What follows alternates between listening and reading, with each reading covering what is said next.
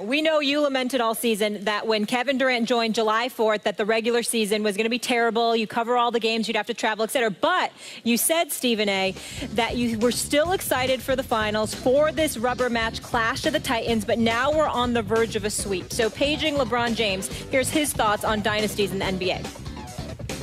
Is it fair? I don't care. I mean, I think it's great. I mean, it's great for our league. I mean, right now, look at our TV ratings. Look at the money our league is pouring in. I mean, guys are loving the game. Our fans love the game. Listen, I mean, it happens. It's sports. You know, you can have an opportunity to sign one of the best players, and you can do it. Go ahead and do it. Why not? If I become an owner, I'm going to try to sign everybody.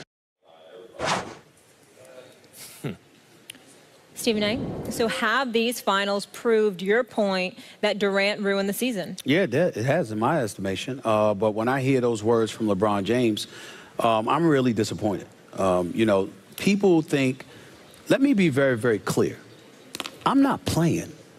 This is not a joke to me. I mean what I say, and I say what the hell I mean. I have not enjoyed this season.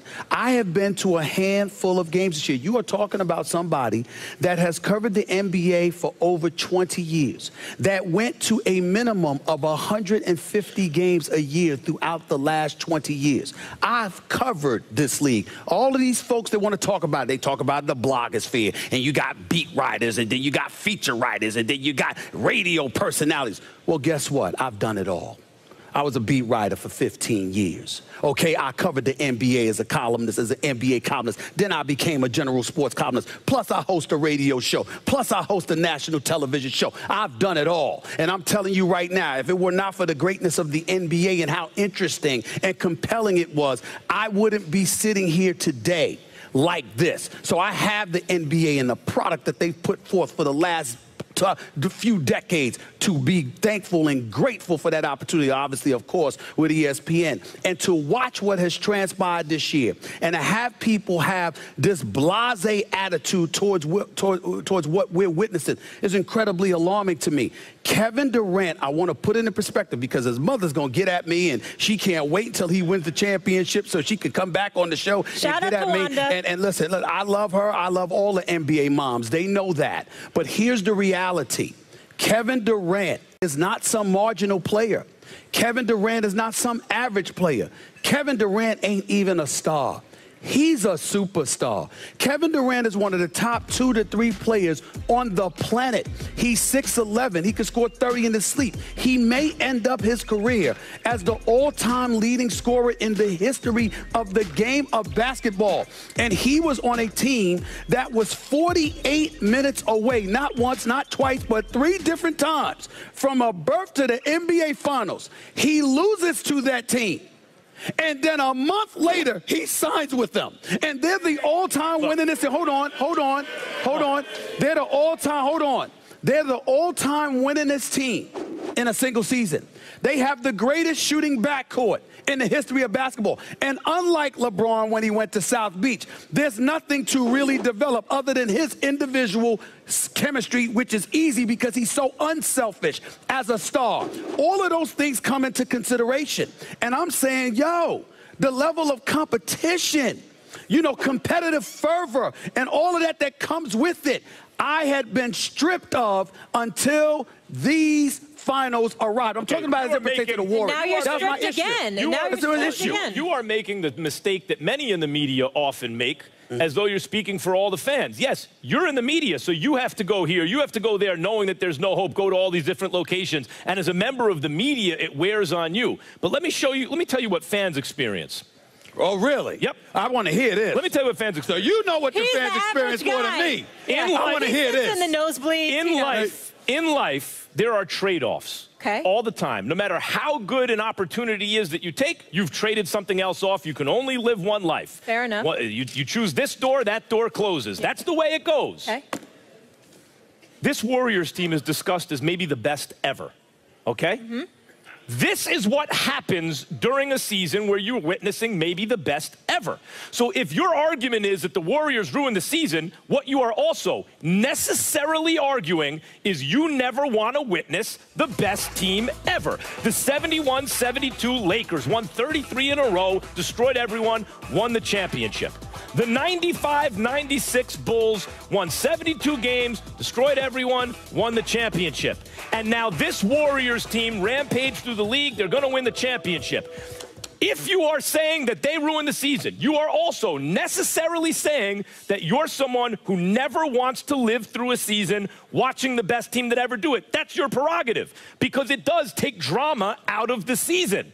But there are trade-offs, and eventually the best team ever will exist. One thing. Max, they didn't just ruin the season, they ruined the finals. Yes, we thought we still had the finals. So did the Lakers, we don't so did even the Bulls. have the finals. What, so no one's ever swept the finals? What about Moses Malone on the Sixers? Swept the Lakers in the finals. Did they ruin the season? I did not bring up the finals. I'm not going to be held accountable for you and Molly debating about the finals. I did not bring up the finals. I will stay with what you said. First of all, you talked about the best ever. Let's analyze that for a second, Max. When the Los Angeles Lakers and the Boston Celtics were going at it, the Sixers interrupted the proceedings.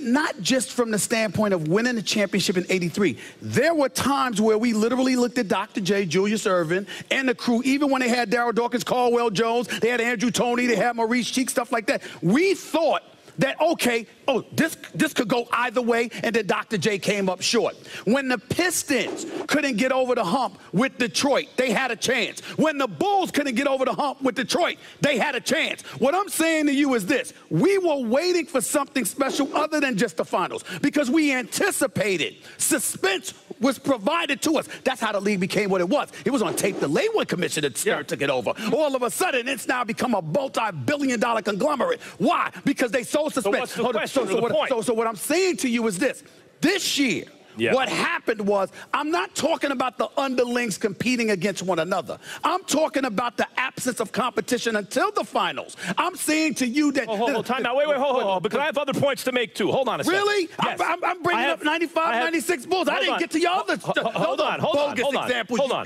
The Sixers had been to the finals the year before and lost to the Lakers. I believe it was 4-2. Your point? It was a competitive series. They added Moses Malone, who was, you could argue, was the best player in the game. He at least occupied a similar position as Kevin Durant did. It's almost exactly like, except that you're focusing on Durant's decision. I'm focusing on actually the quality of the team. That team that lost 4-2 in the finals to a great Lakers team added Moses Malone. Now talk about competition on the way to the finals. Talk about competition on the way to the finals. Moses Malone said fo.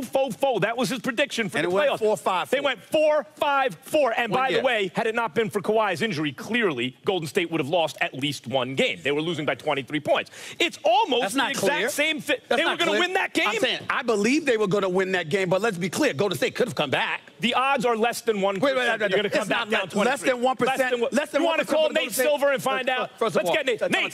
Tweet at us. The Warriors are going 4-4-4-4. Don't detract, because I want to address exactly what you're talking about. When we talk about what the Sixers did, let's keep in mind, let's use this as an example. If Moses Malone had lost the year before and then joined the Sixers after losing to them, that would have been a huge problem.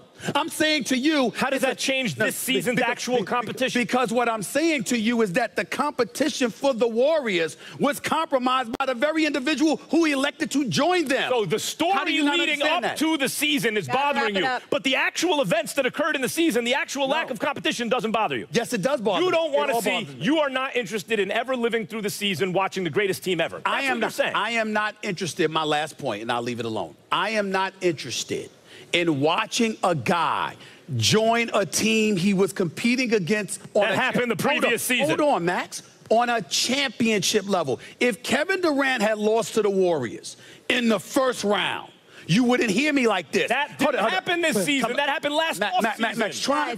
I know it's hard for you, but try. The point that I'm trying to make. Hold on. I'm not letting this go. Kevin Durant, if he had lost to Golden State in the first round, I would not be saying a word. It's the fact that you were a preeminent superstar knocking on the door, and then you lose and join them. I get that point. You are making a point. You are making a point about Kevin Durant and his choice. The question is really about the competition itself. Forget about Kevin Durant and the story of him and his choice. We're talking about the Warriors taking the competition out of the season, ruining it for you. I point to other examples. Gotta leave it there. They're exactly the same thing. Gotta leave there.